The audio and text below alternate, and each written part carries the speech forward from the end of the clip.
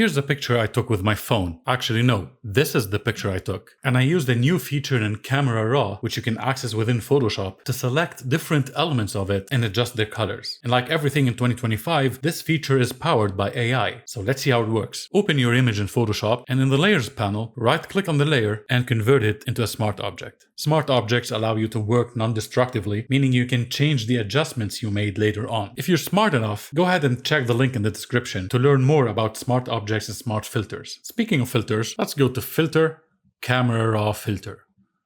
And when the Camera Raw window opens, go ahead and click here to open the masking panel. And under Create New Mask, click Landscape. Wait for it to analyze the image, and then you'll see the different landscape elements detected. So you can see here sky, architecture, vegetation, and water. Let's select all of them.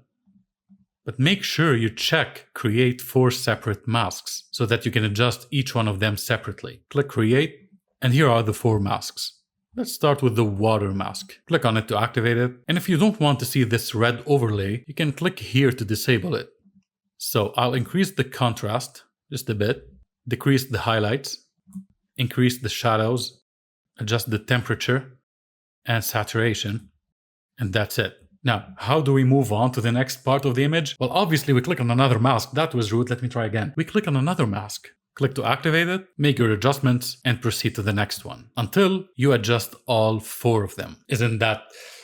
When you're done, click OK, and you'll see that a smart filter has been applied to the smart object. You can always disable the filter by clicking on the eyeball icon next to it, or you can double click on the filter itself to make further adjustments. Here's another example. I downloaded this image using the link in the description, and I followed the same process to quickly adjust the colors of the vegetation, the architecture, and the sky separately. And that's it. That's it. What? You want more examples? Go try it out with your own pictures. Why are you still here? Are you kidding me? Go! I will. Go try it out. I'm leaving.